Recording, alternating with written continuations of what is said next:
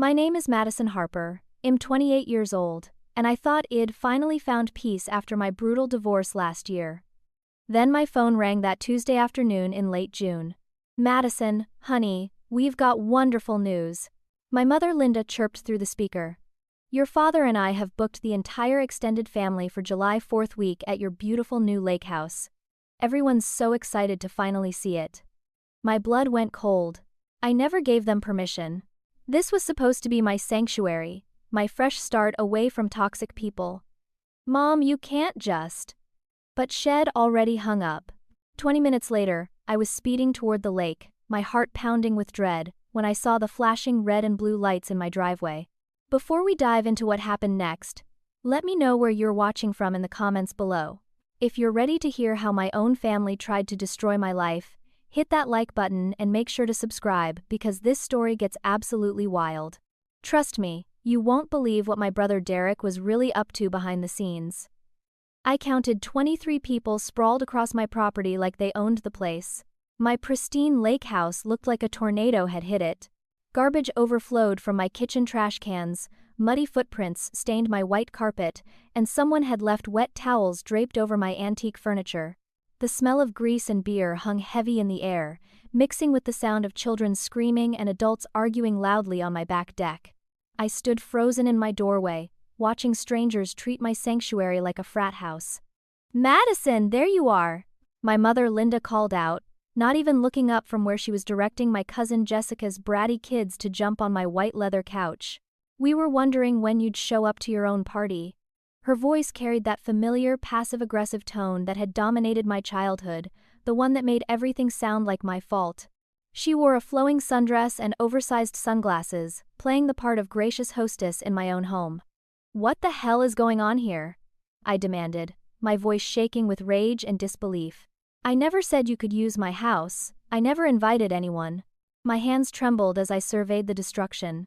Someone had spilled red wine across my dining room table, leaving a massive stain on the oak surface. ID spent months refinishing after the divorce. My father Robert emerged from my kitchen carrying a beer, his face already flushed from day drinking. Now, Madison, don't start with the dramatics, he said, dismissing my concerns with a wave of his hand. Family comes first, and we haven't all been together in years. Your mother worked very hard planning this reunion. He spoke like I was an unreasonable child throwing a tantrum, not a grown woman whose home had been invaded without consent. That's when my brother Derek stepped onto the deck, his smug smile making my stomach turn. At 31, Derek had always been the golden child who could do no wrong in our parents' eyes. He looked tan and confident, wearing expensive board shorts and a polo shirt that probably cost more than my monthly utilities. Hey sis, surprised to see everyone, he asked with fake enthusiasm. I thought it was time the family got to enjoy this place you've been hoarding to yourself. The word hoarding hit me like a slap. Hoarding? Derek, I bought this house with my divorce settlement. It's my home, my escape from everything toxic in my life. I gestured wildly at the chaos surrounding us. And you've turned it into a disaster zone in less than 24 hours. Uncle Frank, my father's disgusting brother, chose that moment to lumber over with a leering grin. Madison, you're looking good for someone who just went through such a nasty divorce, he said, his eyes roaming over my body in a way that made my skin crawl. Maybe being single agrees with you. You always were too uptight when you were married. His words were slurred from drinking, and I could smell the alcohol on his breath from 3 feet away. Frank, keep your comments to yourself, I snapped, backing away from his invasive presence. But Derek just laughed like it was all good-natured family teasing, not the boundary-crossing harassment it clearly was. My cousin Jessica appeared beside Frank, her 4-year-old son still dripping wet from my pool and tracking water through my living room. Madison, you need to relax, Jessica said, bouncing her crying baby on her hip while her older son picked up my decorative stones and threw them at my sliding glass door. We're family. This is what family does. Besides, Derek told us you've been having a really hard time since the divorce, so we thought spending time together would help you feel less isolated. The manipulation was so smooth, so practiced, that for a moment I almost questioned my own reaction. Was I being unreasonable? Was I too sensitive? Then I noticed Derek filming me with his phone, capturing my distress with obvious satisfaction. "Stop recording me," I demanded, lunging for his device, but he held it high above his head like we were children fighting over a toy. "Whoa there, Madison," he said, still recording. "I'm just documenting our family reunion. Mom wanted pictures to remember this special time together." His voice dripped with false concern, but his eyes gleamed with malicious pleasure at my mounting panic. I pulled out my own phone and dialed 911 with shaking fingers. "I need police at 427 Lakeshore Drive," I said, trying to keep my voice steady. "There are people trespassing on my property who refuse to leave." Derek's eyebrows shot up, and he immediately started whispering urgently to Linda and Robert. When Officer Thompson arrived 30 minutes later, he found me standing alone on my front porch, while my entire family had gathered in a concerned circle on my lawn.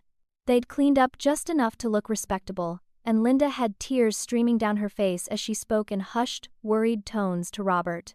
Derek approached the officer with a concerned expression, his phone safely tucked away. "Officer, thank you for coming," Derek said, his voice heavy with fake concern. "We're really worried about my sister Madison. She's been struggling with some mental health issues since her divorce, and today she just snapped when she saw our family reunion. We're not trespassing, we're here because we're concerned about her well-being." He spoke with such conviction that I almost believed him myself. Linda stepped forward, dabbing at her eyes with a tissue. "Officer, Madison has been so isolated since her marriage ended. We planned this gathering to help her reconnect with family, but she became very agitated and started screaming at everyone. We're just trying to help her through this difficult time." Her voice quavered with practiced emotion. Officer Thompson looked between me and my family with obvious confusion. I tried to explain that they'd invaded my home without permission, but my voice was high-pitched and frantic from stress, making me sound exactly like someone having a breakdown. Derek had played this perfectly, positioning himself as the concerned brother while I appeared unstable and unreasonable. "Mom, I understand this is a stressful situation," Officer Thompson said gently, "but your family seems genuinely concerned about you. Maybe you could consider family counseling to work through these communication issues." He handed me a card for a local mental health center, and I felt my face burn with humiliation as my family watched with satisfied expressions. After the officer left, Derek approached me with that same infuriating smirk. "You know, Madison, that was pretty embarrassing for everyone. Maybe next time you'll think twice before creating such a scene." He leaned closer, lowering his voice so only I could hear. "This is just the beginning. You abandoned this family when you got divorced and moved out here to play house by yourself. Now it's time to pay the price for being so selfish." The cold calculation in his voice made my blood freeze. This wasn't just a family reunion gone wrong. This was revenge, carefully planned and expertly executed. As I watched my family settle back into their destruction of my home, I realized I was dealing with something far more sinister than simple boundary issues. Derek had declared war, and had just won the first battle. Over the next 48 hours, the true scope of Derek's plan began to reveal itself like a nightmare unfolding in slow motion. I discovered that my family hadn't just randomly decided to invade my lake house for July 4th. They'd been spreading carefully crafted lies about my financial situation for months, creating a narrative that justified their takeover of my property. During a tense conversation with my Aunt Carol, she casually mentioned how generous it was of me to finally pay the family back for all the support I'd received growing up. "Payback?" I asked, confused and horrified. "Carol, what are you talking about? I don't owe anyone money." I was standing in my kitchen, surveying the damage from another night of family chaos. Someone had burned food on my expensive stovetop, leaving black residue that might be permanent. My refrigerator had been completely emptied, and I'd found beer cans floating in my pool that morning. Carol gave me a pitying look, like I was playing dumb. "Madison, Derek explained everything to us months ago. How your parents helped you through college, paid for your wedding, supported you during those rough years when your ex-husband was struggling with his career. Derek said you've been living off family money for years, and now that you have this expensive lake house, it's time to give back to the people who invested in you." The audacity took my breath away. Every word was a carefully constructed lie. I'd paid my own way through college with scholarships and part-time jobs. My parents had contributed exactly $500 to my wedding, which I'd gracefully accepted despite planning and funding the entire event myself. And during my marriage, my ex-husband and I had been financially independent, never asking for or receiving help from anyone. Derek had manufactured an entire fictional narrative to make my family believe they were entitled to my property. But the lies went deeper than just money. As I eavesdropped on conversations throughout the weekend, I learned that Derek had also been systematically poisoning my relationships with each family member. He'd told my Aunt Sarah that I'd called her kids poorly behaved brats behind her back. He'd convinced my cousin Mark that I'd made fun of his recent weight gain at Christmas dinner. He'd informed my grandmother that I'd complained about her getting too old and senile to participate in family gatherings. None of it was true, but Derek's lies were so specific and believable that each family member had legitimate reasons to feel hurt and resentful toward me. He'd spent months turning them against me, laying the groundwork for this moment when they'd feel justified in taking over my home and dismissing my protests as selfish dramatics. The worst part was discovering that my bedroom had been thoroughly searched. My personal documents were missing, including bank statements, insurance papers, and legal files from my divorce proceedings. When I confronted Derek about it, he was sitting on my back deck with my father, both of them drinking beer and laughing like they were on vacation. "Derek, someone went through my bedroom and took my personal documents," I said, trying to keep my voice level despite the rage building in my chest. "I need those papers back right now." My hands were shaking as I thought about all the sensitive information that could be in those files. Derek looked up with mock surprise, his blue eyes wide with false innocence. "Madison, that's a serious accusation. Are you sure you didn't just misplace them? You've seemed pretty scattered lately, what with all the stress you've been under." He exchanged a meaningful look with our father, who nodded gravely, as if Derek was making perfect sense. "I didn't misplace anything," I insisted, my voice rising despite my efforts to stay calm. "Those documents were in my filing cabinet, and now they're gone. Someone deliberately took them." I looked directly at Derek, letting him know I suspected him, but he just shrugged with infuriating casualness. "Well, maybe someone was trying to help you get organized," Derek said, taking a long sip of his beer. "Your place was pretty chaotic when we arrived. Maybe Mom or one of the aunts was trying to tidy up and accidentally moved some papers around." His explanation sounded reasonable on the surface, but the gleam in his eyes told me he knew exactly where my documents were. That evening, I watched in horror as Linda played hostess to my neighbors, inviting them over for impromptu cocktails on my deck. She introduced herself as my mother, who was helping Madison through a difficult transition, and spoke in hushed, concerned tones about my recent struggles with depression and isolation. She painted herself as the devoted mother stepping in to care for her troubled daughter, while positioning me as someone who clearly couldn't handle independent living. My neighbor Janet, who had been building a friendly relationship with over the past 6 months, listened with obvious sympathy as Linda described my episodes of paranoia and aggression since the divorce. "Madison has always been a bit dramatic," Linda explained with a long-suffering sigh, "but the divorce really pushed her over the edge. We're just trying to provide family support until she can get back on her feet."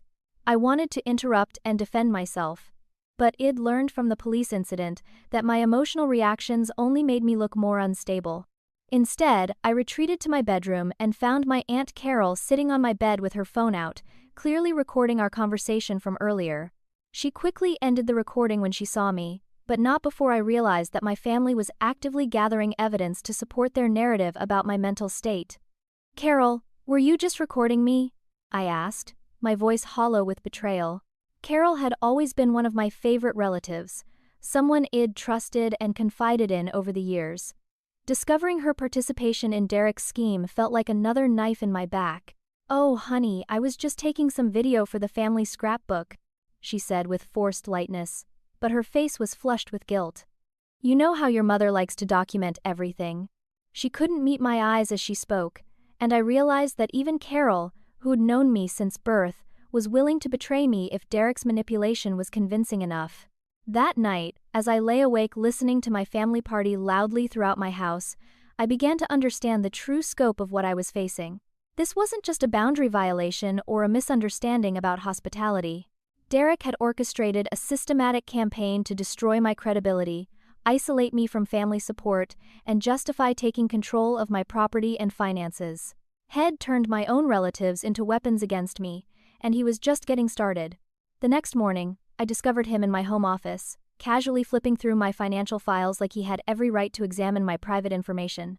When I demanded to know what he was doing, he looked up with that same infuriating smile and said, "Just helping you get your affairs in order, sis.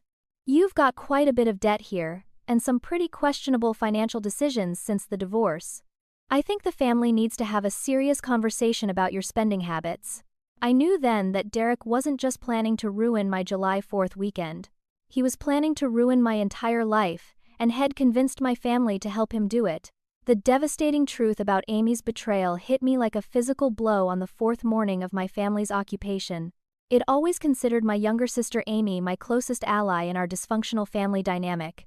At 25, Shed seemed to understand the toxic patterns that Derek and our parents perpetuated, and we'd spent countless hours over the years supporting each other through family drama. I'd trusted her completely, which made discovering her role in Derek's scheme feel like the ultimate betrayal. I found them together in my kitchen at 6 a.m., whispering urgently over coffee while they thought I was still asleep. Amy was showing Derek something on her phone, pointing at the screen while he nodded with satisfaction. From my position at the top of the stairs, I could hear fragments of their conversation that made my blood run cold. The security codes worked perfectly. Amy was saying, her voice barely above a whisper. "And you were right about the spare key location. She never changed it after the divorce." She scrolled through what looked like photos on her phone, showing Derek images that I couldn't make out from my hiding spot. Derek leaned back in his chair with obvious pleasure. "I knew She'd trust you with everything eventually. You've always been good at playing the supportive little sister role." His words dripped with condescension, and I watched Amy's face flush slightly, though whether from embarrassment or anger, I couldn't tell. "I still think we're going too far," Amy said, her voice uncertain. "Madison's been through enough with the divorce, and she really does love this place. Maybe we could scale back the plan a little." For a moment, I felt a flicker of hope that my sister might still have some loyalty left, but Derek's response crushed that immediately. "Amy, we've been over this," Derek said, his voice taking on a harder edge. "Madison abandoned this family when she moved out here and cut contact. She thinks she's better than us now, with her fancy lake house and her new independent life. It's time she learned that actions have consequences." He leaned forward, fixing Amy with an intense stare. "Besides, you promised me that $10,000 when this is over, remember? Money you desperately need for your credit card debt." Amy's face crumpled with guilt, and I felt my heart break as I realized the full extent of her betrayal. Not only had she been feeding Derek information about my life for months, but she'd been paid to do it. Every conversation we'd had, every detail I'd shared about my new life, every vulnerable moment where I'd trusted her with my struggles and fears, had been reported back to Derek as part of his campaign against me. I thought back to all the information Amy would have had access to. She knew about my morning routine, my work schedule, my weekend habits. She knew which neighbors I'd become friendly with, and which ones I still felt awkward around. She knew about my therapy appointments, my financial concerns, my dating life, my hopes and dreams for my future in this house. She'd been my confidant and emotional support system while simultaneously selling me out to the person who wanted to destroy me. The security codes that Amy mentioned were particularly damaging. I'd given them to her months ago during a weekend visit, trusting her with access to my home in case of emergencies. She'd walked through every room with me, admiring my decorating choices and asking detailed questions about my security system that I'd assumed were just sisterly interest in my new life. Now I realized she'd been gathering intelligence for Derek's invasion. As I crept back to my bedroom, my mind raced with memories that suddenly took on a sinister new meaning. Amy's unexpected visit 2 weeks ago, when she'd insisted on updating my emergency contact information and asked detailed questions about my July 4th plans. Her casual questions about my financial situation and her suggestion that I should reconnect with family more often since the divorce.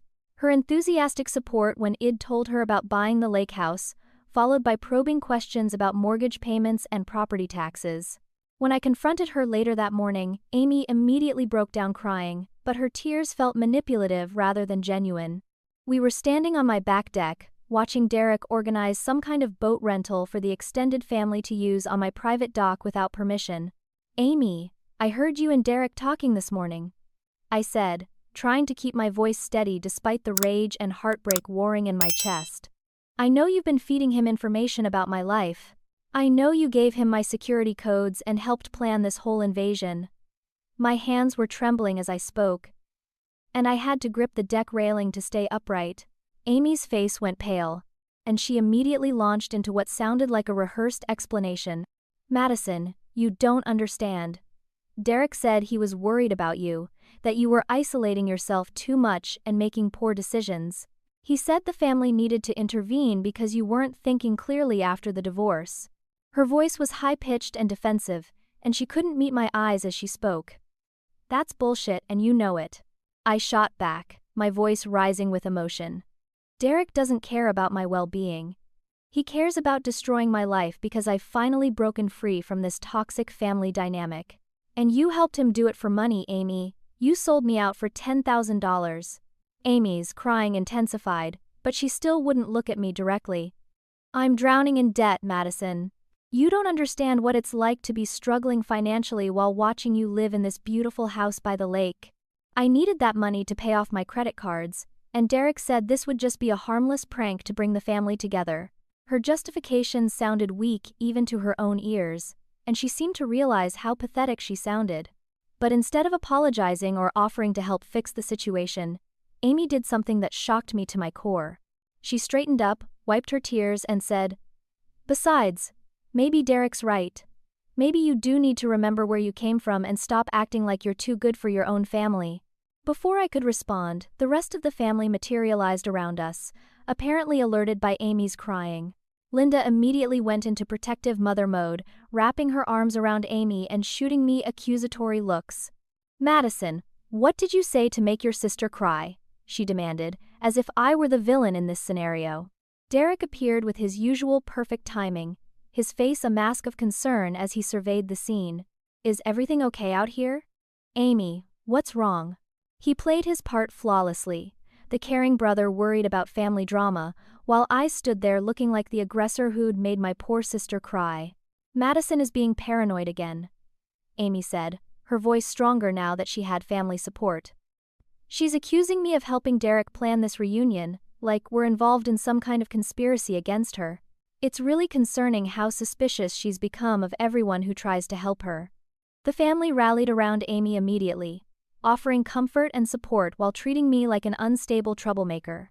I watched in amazement as they twisted the situation, making Amy the victim of my paranoid accusations rather than acknowledging that Shed betrayed my trust and violated my privacy. Derek stood slightly behind the group, and when our eyes met, he gave me the smallest, most satisfied smile that confirmed everything I'd suspected about his manipulation of the situation. As if Amy's betrayal wasn't devastating enough, Derek chose that moment to escalate the situation even further. "You know what, Madison? I think it's time we had some additional family support here," he said with fake concern. "I've invited Tom's family to join us for the rest of the week. They should be arriving this afternoon. My ex-husband's family." Derek had invited my former in-laws to my private home without my knowledge or consent. The humiliation was so overwhelming that I actually felt dizzy. My ex-mother-in-law, Patricia, had never liked me, always believing that her precious son Tom could have done better than settling for someone from my clearly dysfunctional family. Having her witness my current situation would be the ultimate degradation. As I looked around at my family's satisfied faces, I realized that Amy's betrayal had been just the beginning. Derek's plan was designed to systematically destroy every relationship I valued, every boundary I'd established, and every bit of independence I'd fought to build after my divorce. And my own sister had been his willing accomplice, helping him map out the most effective ways to hurt me while pretending to be my emotional support. That afternoon, I stood at my bedroom window and watched a black SUV pull into my driveway, knowing that my humiliation was about to reach new depths. The arrival of Patricia and Richard, my ex-husband's parents, marked the beginning of the most humiliating 48 hours of my adult life. Derek had somehow convinced them that I'd personally invited them to join our family reunion. And they swept into my home with the same entitled energy that had made my marriage feel like a constant battle for acceptance.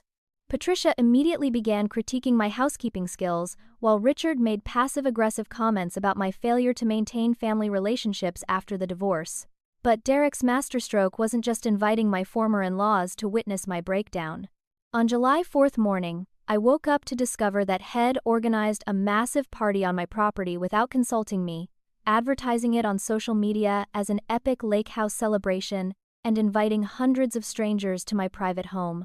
My peaceful lakefront property had been transformed into a chaotic festival complete with live music, food trucks, and a beer garden set up on my carefully maintained lawn. I rushed outside in my pajamas and robe to find my property completely overrun with partygoers. Young people were jumping off my dock into the lake. Families had set up blankets and picnic tables across my yard, and someone had erected a massive inflatable slide that covered half of my garden.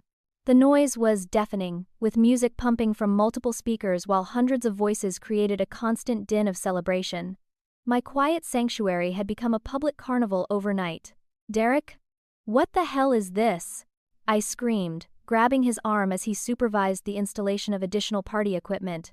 He was wearing a red, white, and blue tank top that said Party Coordinator and holding a clipboard like he was running a professional event. "You can't just throw a public party at my house without permission. This is private property." Derek turned to me with mock surprise, as if my reaction was completely unreasonable. "Madison, it's July 4th, the most patriotic day of the year. I thought you'd want to celebrate America's independence with your community, instead of hiding inside your house like a hermit." His voice was loud enough for nearby partygoers to hear, and several people turned to look at us with curious expressions. "Community," I sputtered, gesturing wildly at the chaos surrounding us. "These aren't community members, Derek. These are complete strangers who are destroying my property and treating my home like a public park." I pointed to where someone's children were picking flowers from my garden beds, and a group of teenagers were throwing beer cans into my pool. But Derek had anticipated my reaction and prepared for it brilliantly. As my voice rose with panic and frustration, he calmly pulled out his phone and began recording me. "Madison, I need you to calm down," he said in a soothing voice that was clearly meant for the camera. "I know you've been struggling with anxiety since the divorce, but yelling at innocent people who are just trying to celebrate the holiday isn't healthy." The people around us began watching our confrontation with obvious interest, and I realized that Derek was once again positioning me as the unstable one while he appeared calm and reasonable. My desperate protests about property rights and privacy made me sound selfish and antisocial, especially when contrasted with Derek's apparent generosity in hosting a community celebration. "I'm not struggling with anxiety," I said, trying to lower my voice and sound more rational. "I'm upset because you've invaded my home and turned it into a public venue without my consent. This is trespassing on a massive scale, and you have no right to invite hundreds of strangers onto my private property." But even as I spoke, I could hear how my words sounded paranoid and overreaching to people who didn't understand the context. Patricia chose that moment to approach us, wearing a patriotic-themed outfit and carrying a plate of food from one of the vendor trucks. "Madison, dear, you really should try to enjoy yourself instead of causing such a scene," she said with false sweetness. "Derek has put together such a wonderful celebration, and everyone is having such a lovely time. It seems selfish to focus on property boundaries when we should be celebrating our country's freedom." Her words were like gasoline on a fire. The implication that I was being unpatriotic by objecting to the invasion of my home was so absurd that I almost laughed hysterically. But Patricia's comment had been loud enough for nearby partygoers to hear, and I watched their expressions shift from curious to disapproving as they processed the idea that I was somehow being antisocial and selfish. Derek seized the opportunity to escalate the situation further. "Madison, why don't you go inside and take some time to collect yourself?" he suggested with apparent concern. "I'll make sure everyone respects your property and cleans up afterward. You don't need to worry about hosting duties when you're feeling overwhelmed."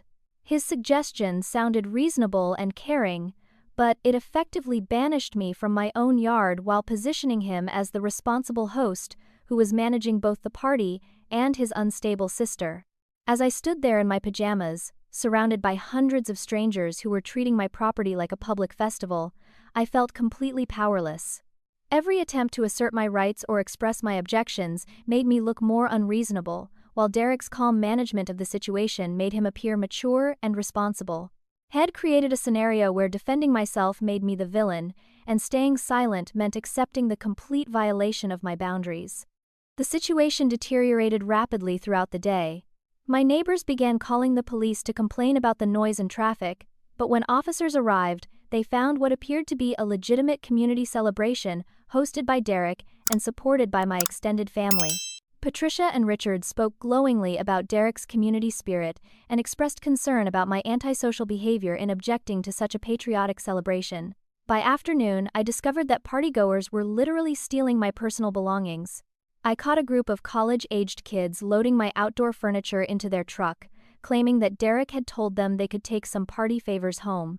When I tried to stop them, they looked at me with confusion and annoyance, as if I was being unreasonably possessive about items that had apparently been offered as gifts. Inside my house, I found Amy directing a group of women through my bedroom, where they were admiring my jewelry and discussing which pieces might look good on them. When I demanded an explanation, Amy claimed they were just looking around and that I was being paranoid and possessive about material things. But I'd already noticed that several valuable items were missing, including a diamond necklace from my grandmother and a watch that had been a wedding gift.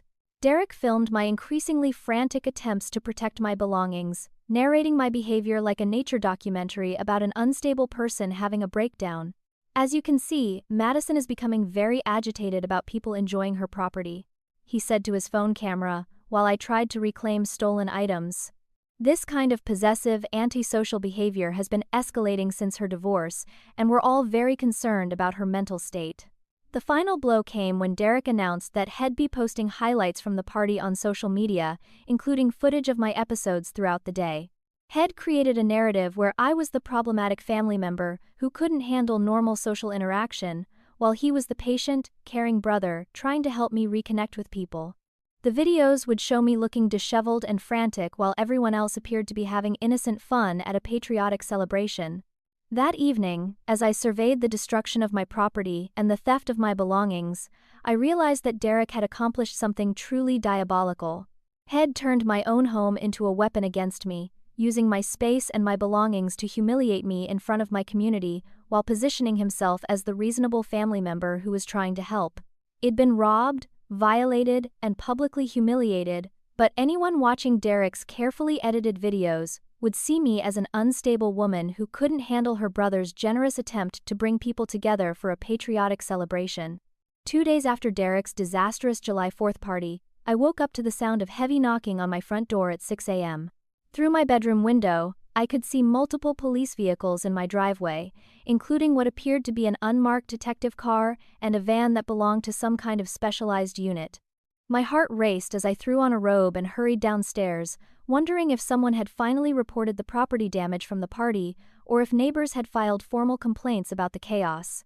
Detective Rivera stood on my porch with a folded document in her hand, her expression serious but not unkind. She was a middle-aged Latina woman with kind eyes that somehow made the situation feel less threatening, even though I knew I was in serious trouble. Miss Harper, I'm Detective Rivera with the Financial Crimes Unit. We have a warrant to search your property in connection with an ongoing investigation into identity theft and mail fraud. The words hit me like ice water. Identity theft? Mail fraud? I don't understand. What does this have to do with me? My voice came out higher than normal, and I could hear the panic creeping in despite my efforts to stay calm. Detective Rivera's expression softened slightly, as she seemed to recognize my genuine confusion. Mom, we've received reports that your address has been used in connection with multiple fraudulent credit applications and loan documents. We need to search your property and interview you about your knowledge of these activities. She handed me the warrant, and I scanned it with growing horror as I saw my name and address listed alongside charges that included wire fraud, mail fraud, and identity theft. As the investigation team spread through my house, I began to piece together the scope of Derek's criminal activities. Over the past several months, had been using my address and forged documents bearing my signature to open credit card accounts, apply for personal loans, and even attempt to refinance my mortgage. The stolen documents from my bedroom hadn't been taken for general harassment. They'd been used to create convincing, fraudulent applications that made it appear as though I was the one applying for credit using my own home as collateral. Detective Rivera showed me a stack of applications that made my stomach turn. Derek had somehow obtained copies of my driver's license, social security card, and bank statements to create incredibly convincing loan applications. Head forged my signature so perfectly that even I had trouble telling the difference between his version and my actual handwriting. The applications showed income figures that were wildly inflated and requested credit amounts that I could never realistically afford to repay. According to our investigation, over $100,000 in fraudulent credit has been obtained using your identity and address, Detective Rivera explained as we sat at my kitchen table.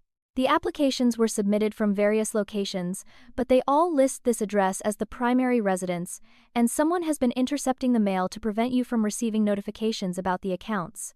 The mail interception explained so much about my family's extended stay. It noticed that I wasn't receiving my usual bills and bank statements, but it assumed it was due to holiday mail delays and the chaos of having so many people disrupting my normal routine.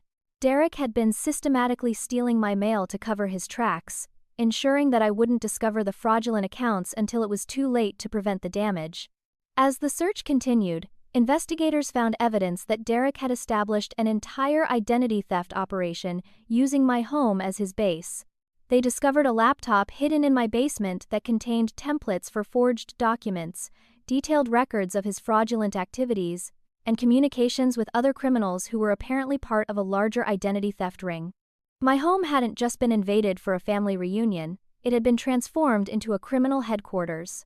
The most devastating discovery was that Derek had already succeeded in refinancing my mortgage without my knowledge.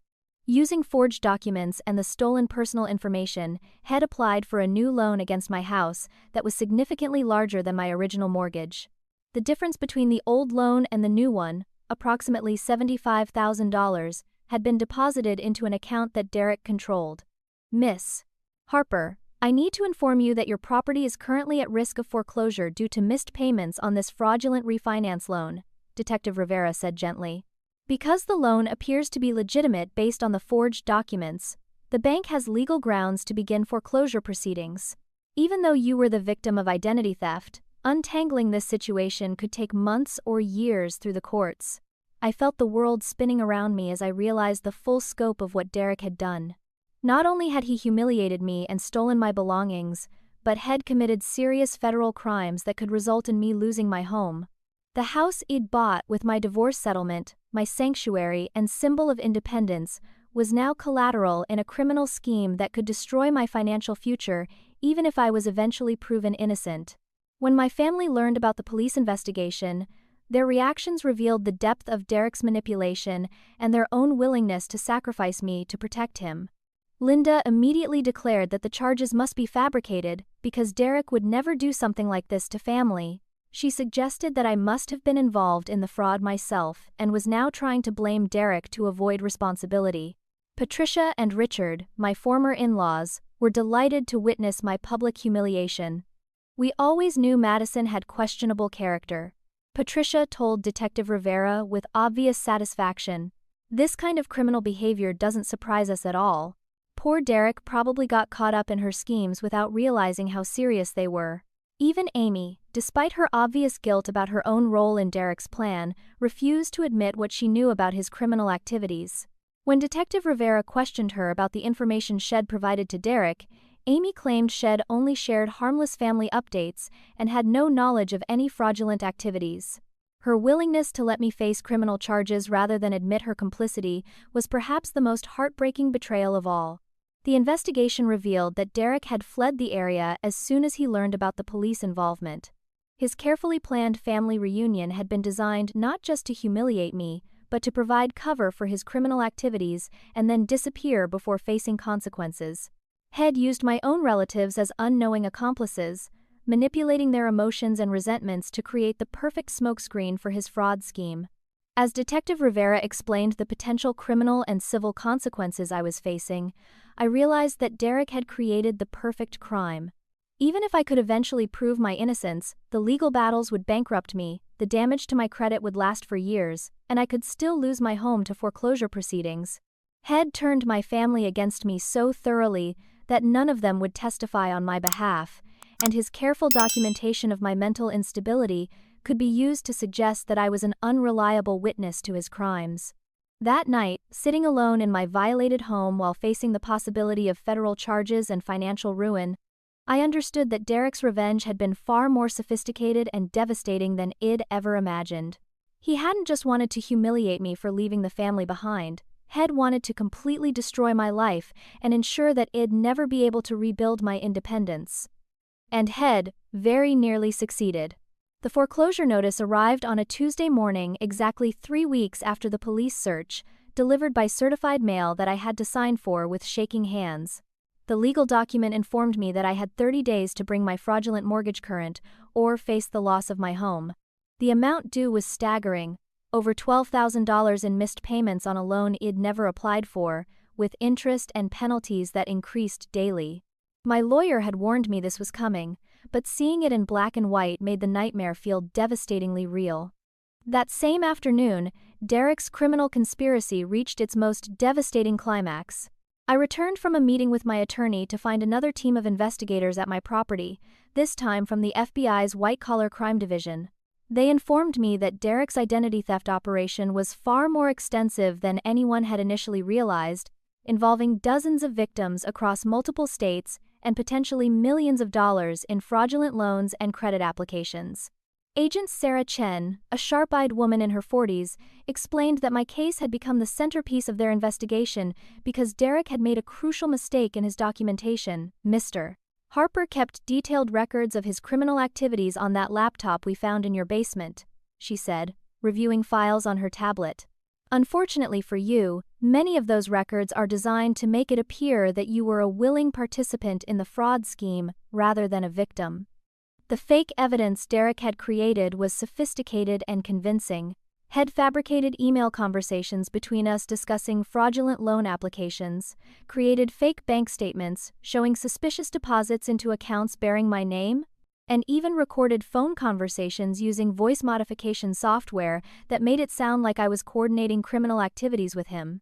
To outside investigators who didn't know the family dynamics, it appeared that Derek and I had been partners in an extensive identity theft ring. Miss Harper, I need to be frank with you, Agent Chen continued. The evidence against you is substantial enough that we're considering federal charges for conspiracy to commit wire fraud and money laundering. Even though you've claimed to be a victim, the documentation suggests a level of coordination that goes beyond simple identity theft. Her words felt like a death sentence, confirming my worst fears about Derek's ultimate plan.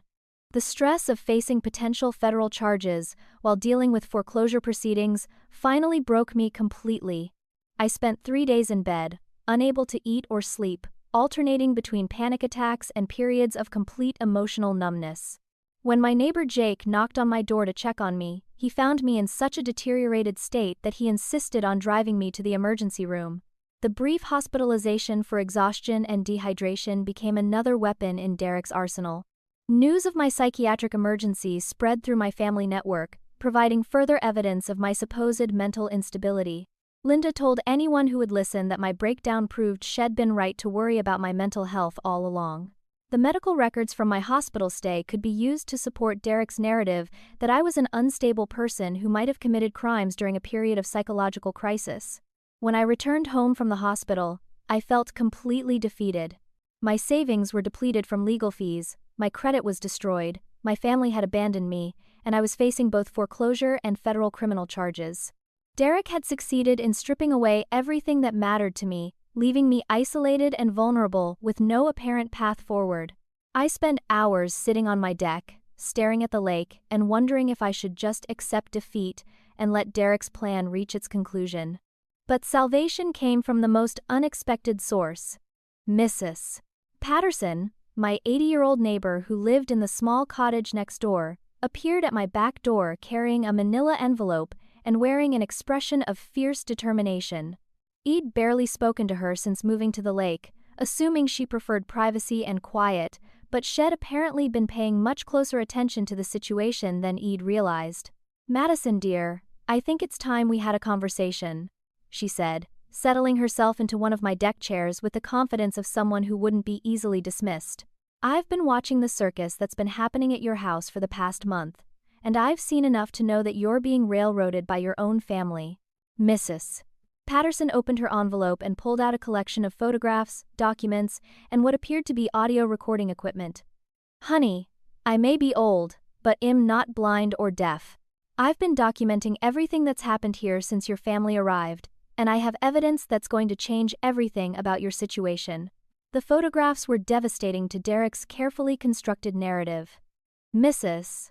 Patterson had captured images of him going through my mail, searching my house while I was away, and meeting with strangers who were clearly involved in his criminal activities.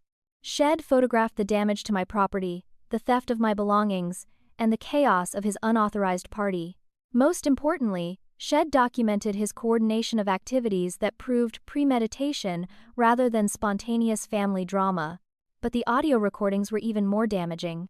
Mrs. Patterson had invested in sophisticated surveillance equipment after a recent break-in at another neighbor's house, and her recordings captured conversations that proved Derek's criminal intent and his manipulation of our family. I listened in amazement as Derek's own voice described his plans to destroy Madison's credibility and use her property for his financial operations. "I heard him talking to that sister of yours about opening credit accounts," Mrs.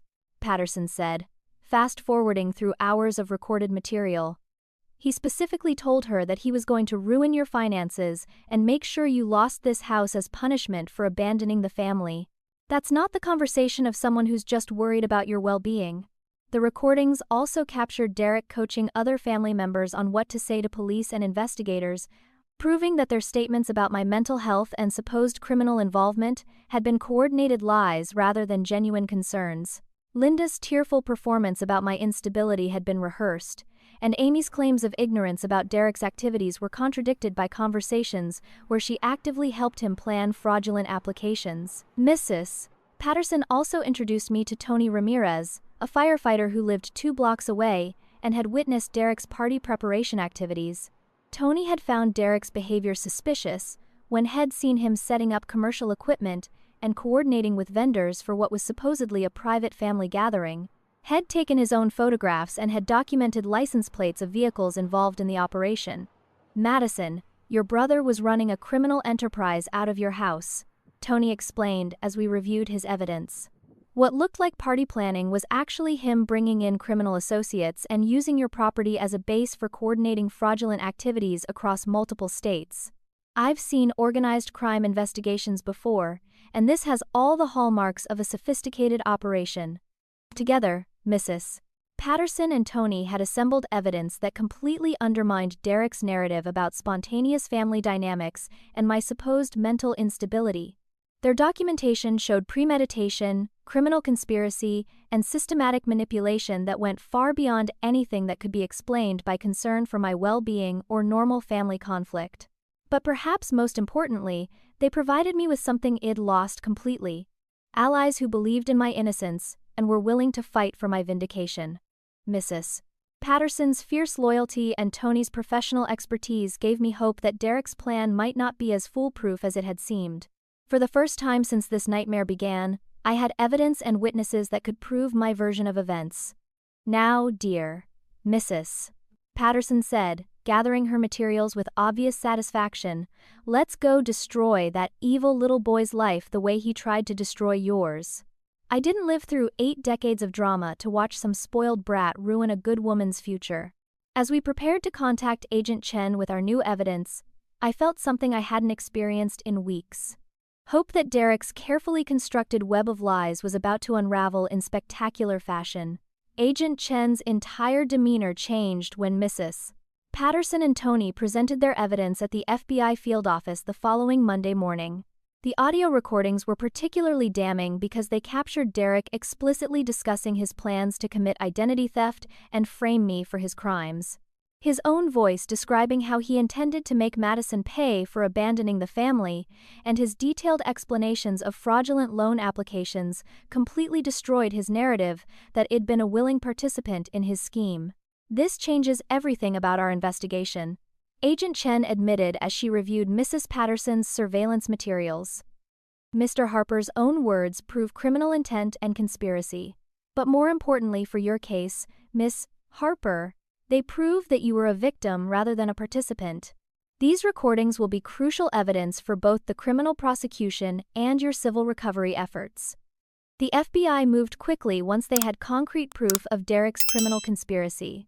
Within 48 hours, they'd tracked him to a hotel in Nevada where he was apparently setting up similar identity theft operations using other victims. His arrest was captured on security cameras as federal agents surrounded him in the hotel parking lot, and I have to admit feeling deep satisfaction when I saw the news footage of Derek being led away in handcuffs, his usual smug confidence replaced by obvious panic. Derek's arrest triggered a cascade of revelations that exposed the full scope of his criminal network. During his interrogation, faced with overwhelming evidence of his crimes, he attempted to minimize his legal exposure by providing information about his criminal associates and other victims. This cooperation revealed that his identity theft operation had been active for over 2 years, targeting family members and acquaintances who trusted him with personal information. But Derek's biggest mistake was underestimating Mrs. Patterson's technological sophistication. Her surveillance equipment had captured not just audio conversations, but also video footage of Derek's criminal activities, including his coordination with other criminals, his theft of my mail, and his systematic search through my personal documents. The visual evidence was so comprehensive that Derek's attorneys quickly advised him that fighting the charges would be futile. Amy's position became untenable once the FBI had proof of her active participation in Derek's scheme. The audio recordings captured multiple conversations where she provided detailed information about my financial situation, daily routines, and security measures. When faced with potential charges for conspiracy and accessory to identity theft, she finally agreed to cooperate with the investigation in exchange for a reduced sentence. "Madison, I'm so sorry," Amy said during her formal interview at the FBI office, tears streaming down her face as she admitted the scope of her betrayal. "Derek convinced me that you'd become arrogant and selfish since the divorce, and that teaching you a lesson would bring you back to the family. I never thought it would go this far.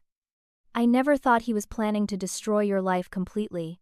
Amy's cooperation provided crucial details about Derek's long-term planning and his manipulation of our family members.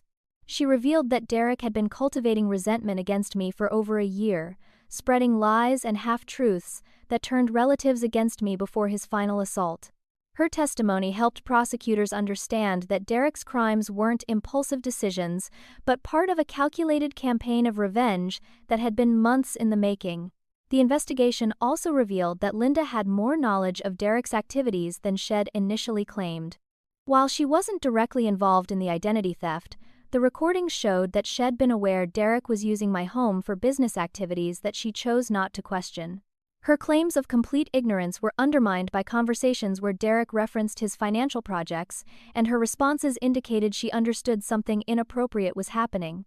Working with my attorney and the FBI's Victim Services Coordinator, we began the complex process of undoing the damage Derek had caused to my financial life. The fraudulent mortgage refinancing was voided once the forged signatures were authenticated as fakes, and the credit accounts Derek had opened in my name were closed and removed from my credit report. However, the recovery process was lengthy and expensive, requiring months of legal documentation and court proceedings. Mrs. Patterson and Tony became my closest allies throughout this period, providing not just evidence but emotional support as I navigated the criminal justice system. Mrs. Patterson's fierce protectiveness reminded me what healthy family relationships should look like, while Tony's professional experience with crisis situations helped me maintain perspective during the most difficult parts of the legal process. "Madison, what your brother did to you is textbook predatory behavior," Tony explained one evening as we reviewed prosecution timelines. "He identified your vulnerabilities, isolated you from support systems, and then exploited your trust to commit serious crimes. This isn't about family drama or personality conflicts. This is about a criminal who happened to be related to you." The prosecution team assembled a comprehensive case that demonstrated Derek's sophisticated criminal operation and his deliberate targeting of family members who trusted him. The evidence was so overwhelming that Derek's attorneys advised him to accept a plea agreement rather than face trial with the possibility of a much longer sentence. He eventually pleaded guilty to multiple federal charges, including wire fraud, mail fraud, identity theft, and conspiracy. As Derek's legal situation deteriorated, the family members who had supported his narrative began distancing themselves from him. Linda initially tried to maintain her position that Derek was just a misguided young man who'd made mistakes, but the audio evidence of his callous planning and his targeting of other family members eventually forced her to acknowledge the seriousness of his crimes. Patricia and Richard, my former in-laws, quietly left town once it became clear that their public support of Derek and criticism of me had been based on lies. Their satisfaction at my supposed criminal involvement turned to embarrassment when they realized they'd been manipulated into supporting an actual criminal who'd victimized their former daughter-in-law. But the most satisfying moment of the entire process came when Derek attempted to contact me from jail, apparently hoping to manipulate me into providing character testimony that might reduce his sentence. The recorded jailhouse phone call captured him trying to minimize his crimes and suggesting that I shared responsibility for what had happened because of my selfishness in moving away from the family. "Derek, you systematically planned to destroy my life for over a year," I told him, my voice steady and confident in a way it hadn't been for months. "You committed serious federal crimes, stole my money, damaged my property, and tried to have me prosecuted for your criminal activities. You're going to prison because you're a criminal, not because I'm selfish. And I'll be here enjoying my beautiful lake house while you serve your sentence." His stunned silence at my refusal to be manipulated was deeply satisfying. For the first time in our entire relationship, Derek had no response, no comeback, and no way to twist the situation to his advantage. The power dynamic that had defined our family for decades had finally been completely reversed. Derek's sentencing hearing took place on a crisp October morning, exactly 4 months after his arrest in Nevada. The federal courthouse was imposing and formal, nothing like the informal family settings where Derek had always dominated conversations and controlled narratives. Here, his charm and manipulation tactics were powerless against documented evidence and legal procedures that prioritized facts over feelings. I sat in the gallery behind the prosecution table, flanked by Mrs. Patterson and Tony, watching as Derek was led into the courtroom in an orange jail jumpsuit. Gone was the confident, smirking man who had orchestrated my family's invasion of my home. This version of Derek looked smaller somehow, his shoulders hunched, and his usual arrogance replaced by obvious anxiety about his fate. Judge Martinez reviewed the extensive evidence against Derek with obvious displeasure. The prosecution had assembled a comprehensive case showing not just the crimes against me, but Derek's systematic targeting of other family members and acquaintances over a 2-year period. The total financial damage exceeded $200,000, affecting 12 different victims who had trusted Derek with personal information that had weaponized for criminal purposes. "Mr. Harper, your crimes demonstrate a level of premeditation and callousness that is particularly disturbing because you targeted people who trusted you," Judge Martinez said, reviewing the sentencing guidelines. "You exploited family relationships and personal connections to commit serious financial crimes, showing complete disregard for the devastating impact on your victims' lives." Amy testified at the hearing as part of her cooperation agreement, providing detailed information about Derek's planning and his manipulation of our family dynamics. Watching her describe how Derek had coached her to provide information about my financial situation and daily routines was both validating and heartbreaking. Her testimony finally gave me the public acknowledgement that Derek's actions had been calculated and deliberate, rather than spontaneous family dysfunction. But the most powerful testimony came from Mrs. Patterson, who addressed the court with the fierce dignity of someone who'd witnessed decades of human behavior and wouldn't be intimidated by formal legal proceedings. "Your Honor, I watched this young man systematically terrorize his sister for over a month," she said, her voice carrying clearly through the courtroom. "He turned her own home into a weapon against her, used her family relationships to isolate and humiliate her, and then tried to have her prosecuted for his own crimes. This wasn't a family dispute, it was predatory criminal behavior designed to destroy an innocent woman's life." Derek's attorney attempted to portray his crimes as misguided attempts to reconnect with family combined with poor financial decisions that spiraled out of control. But the audio recordings of Derek's own words describing his revenge plans and his satisfaction at my suffering completely undermined any narrative about good intentions or accidental criminal behavior. Judge Martinez sentenced Derek to 5 years in federal prison, followed by 3 years of supervised probation and full restitution to all his victims. The sentence was longer than Derek had expected, and I watched his face crumble as he realized the full consequences of his actions were finally catching up to him.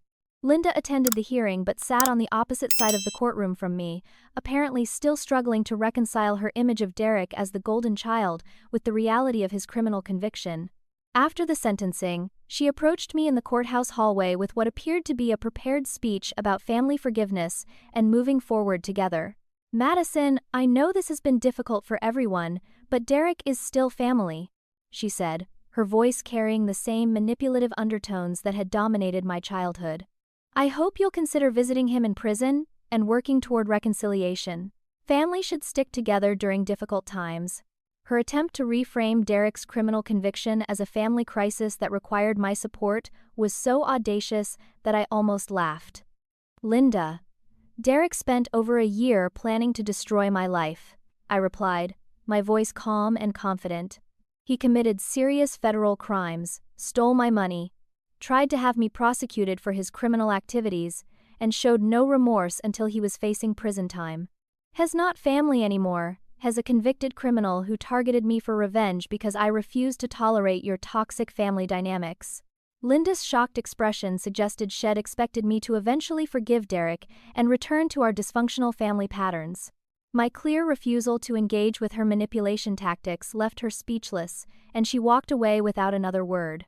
Derek's wife filed for divorce while he was awaiting sentencing, taking their 2 children and moving across the country to escape the scandal and financial devastation of his criminal activities. His conviction became public record, destroying his professional reputation and ensuring that his criminal behavior would follow him for the rest of his life. The golden child who had been the center of our family's attention was now a convicted felon facing years in prison. The civil restitution process resulted in Derek's financial assets being liquidated to compensate his victims. His house was sold, his retirement accounts were seized, and his future earnings were garnished to pay court-ordered restitution. The financial consequences of his crimes would follow him for decades, ensuring that his revenge against me had ultimately destroyed his own life far more thoroughly than had managed to damage mine. My story gained media attention when a local reporter learned about Derek's elaborate family-based identity theft scheme. The article about my experience was picked up by national news outlets, generating an outpouring of support from people who'd experienced similar family manipulation and financial abuse. Hundreds of people reached out to share their own stories of relatives who'd exploited trust for criminal purposes. The media attention led to speaking opportunities at victim advocacy organizations and financial crime prevention seminars. Sharing my story publicly was initially terrifying, but the response from other victims and their families reinforced that Derek's behavior represented a pattern of criminal conduct rather than unique family dysfunction. Other family members who had supported Derek's narrative began reaching out with apologies and explanations about how they'd been manipulated. Several cousins and aunts admitted that Derek had told them lies about my behavior and attitudes, convincing them that I'd become arrogant and dismissive of family relationships after my divorce. But I wasn't interested in reconciling with family members who'd been so easily turned against me by Derek's manipulation. Their willingness to believe negative stories about me without verification and their enthusiastic participation in his schemes to humiliate and isolate me revealed character flaws that extended beyond simple manipulation by Derek. "I understand that Derek lied to you, but you chose to believe those lies because they confirmed negative assumptions you already had about me," I explained to my Aunt Carol when she called requesting forgiveness. "The fact that you were so eager to participate in humiliating me shows that our relationship was never based on genuine care or respect." 6 months after Derek's sentencing, I received a letter from him in prison attempting to apologize and requesting that I consider testifying as a character witness for his parole hearing in several years. His letter was full of manipulation tactics and attempts to minimize his responsibility for his crimes, suggesting that he still viewed himself as a victim of circumstances rather than a perpetrator of deliberate criminal acts. I threw the letter away without responding. Derek had lost the right to any consideration from me when he'd chosen to systematically destroy my life for his own satisfaction. His incarceration was justice, not tragedy, and I felt no obligation to facilitate his eventual release or rehabilitation. 18 months after Derek's sentencing, I stood on my deck, watching the sunrise over the lake that had become more than just a view. It was a symbol of my survival and recovery. My property had been fully restored from the damage Derek's criminal operation had caused, but more importantly, I had rebuilt my life with boundaries and relationships based on genuine respect rather than obligation or manipulation. The financial recovery process had been lengthy but ultimately successful. All of Derek's fraudulent accounts were removed from my credit report. The fake mortgage refinancing was completely voided, and I received full restitution for the money he'd stolen. My credit score actually improved beyond where it had been before his crimes because the investigation had revealed and corrected some long-standing errors on my report that I'd never known existed. Mrs. Patterson had become the grandmother figure I'd never had, providing wisdom, support, and fierce protective instincts that reminded me what healthy family relationships should look like. At 82, she was sharper and more energetic than many people half her age, and her friendship had been one of the most positive developments in my recovery process. "Madison, dear, you've accomplished something remarkable," she said over coffee that morning as we planned her upcoming birthday celebration. "You took the worst thing that ever happened to you and turned it into an opportunity to help other people avoid similar experiences. That's the definition of strength and resilience." Tony had become something more than a friend. Though we'd taken the relationship slowly while I processed the trauma of Derek's betrayal and learned to trust my own judgment about people's character. His steady presence during the legal proceedings and his patient understanding of my need for emotional recovery had proven that genuine care looked nothing like the possessive manipulation I'd grown up believing was normal family behavior. My foundation for identity theft victims had grown beyond anything I'd originally imagined. What started as a small organization providing resources and referrals had expanded into a comprehensive support system, offering legal assistance, financial guidance, and emotional support for people whose trust had been exploited by criminals. WED helped over 300 victims navigate the complex process of financial recovery and criminal prosecution. The Foundation's work had attracted attention from law enforcement agencies who recognized the unique challenges faced by victims of family-based financial crimes. My experience with Derek had taught me that traditional victim services often weren't equipped to handle cases where the perpetrator was a trusted family member. WED systematically manipulated other relatives to facilitate criminal activities. "Madison, your advocacy work has changed how we approach these cases," Detective Rivera explained during a recent collaboration meeting. "Understanding the psychological manipulation tactics that family-based criminals use helps us better support victims and build stronger prosecutions. Your insights have improved outcomes for dozens of families dealing with similar situations." Amy had completed her prison sentence and entered a comprehensive therapy program to address the psychological factors that had made her vulnerable to Derek's manipulation. Her letters from treatment showed genuine insight into her choices and their consequences, but I wasn't ready to rebuild our relationship. Forgiveness was a process that couldn't be rushed, and trust once broken by such deep betrayal needed time and consistent action to heal. Linda had attempted several times to re-establish contact, apparently unable to accept that her manipulation tactics no longer worked on me. Her letters and occasional phone calls were full of guilt trips about abandoning family and suggestions that Derek's imprisonment was somehow my fault for pressing charges. I blocked her number and returned her letters unopened, maintaining the boundaries that protected my mental health and continued recovery. The lake house itself had been transformed from a symbol of Derek's violation into a sanctuary that truly reflected my values and personality. I'd renovated the spaces that had been most damaged during his criminal operation, creating a home office where I managed Foundation activities and a guest room that welcomed people who genuinely cared about my well-being. My small July 4th celebration that year included Mrs. Patterson, Tony, several Foundation volunteers, and neighbors who'd become genuine friends during my recovery process. The intimate gathering was everything Derek's chaotic party hadn't been. peaceful, respectful, and focused on gratitude for the positive relationships in my life, rather than obligation to toxic family dynamics. This is what family should look like. I told Tony as we watched Mrs. Patterson regale my guests with stories from her decades of lake house living. People who choose to care about each other, who respect boundaries, who celebrate successes without trying to diminish them, and who offer support without expecting anything in return. Derek's conviction had created a permanent legal record that would follow him for the rest of his life. His criminal background checks would forever show federal convictions for identity theft and fraud, limiting his employment opportunities and ensuring that his crimes had lasting professional consequences.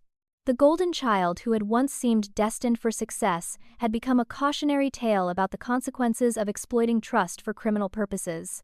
My divorce attorney had been amazed by my personal growth throughout the crisis and recovery process. "Madison, you've developed boundaries and self-advocacy skills that most people never learn," she observed during our final consultation. "What Derek intended as destruction became the catalyst for you to build a life based on genuine relationships rather than family obligation."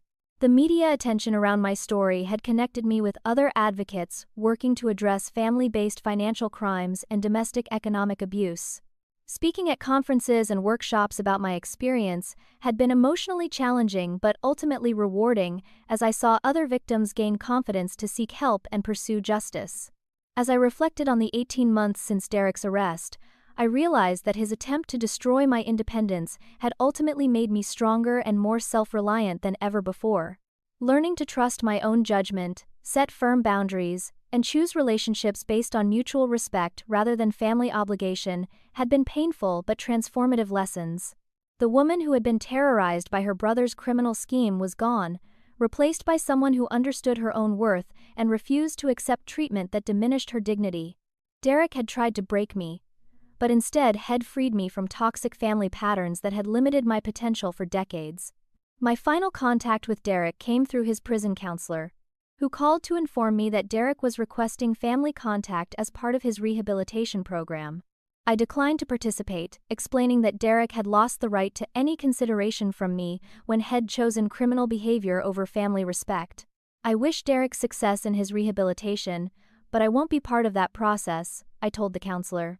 "He caused serious damage that can't be repaired through apologies or therapy. Some boundaries, once violated, can't be restored." As the sun set over my lake that evening, I felt profound gratitude for the life I'd built from the ashes of Derek's destruction. My home was truly mine. My relationships were based on genuine care, and my work helped other victims reclaim their lives from family-based criminals. Derek had tried to punish me for choosing independence over family dysfunction, but his punishment had become my liberation. The quiet peace of my evening routine stood in sharp contrast to the chaos and violation Derek had brought to this space. My sanctuary had been tested, and had emerged stronger, just like I had. Whatever challenges lay ahead, I knew I had the strength, boundaries, and genuine support system to handle them with dignity and confidence. Have you ever experienced manipulation or betrayal from someone you trusted? Share your story in the comments below because supporting each other through these difficult experiences helps all of us heal and grow stronger. If this story resonated with you, please hit that like button and subscribe to hear more stories about overcoming family toxicity and building healthy boundaries. Your engagement helps these important conversations reach people who need to hear them. Don't forget to share this video with anyone who might benefit from understanding how family manipulation works and how to protect themselves from toxic relationships. Together, we can break cycles of abuse and help survivors build the independent, peaceful lives they deserve. Thank you for listening to my journey from victim to survivor to advocate. Remember, you deserve relationships based on respect and genuine care, and you have the strength to build the life you want, even when people you trusted try to destroy it.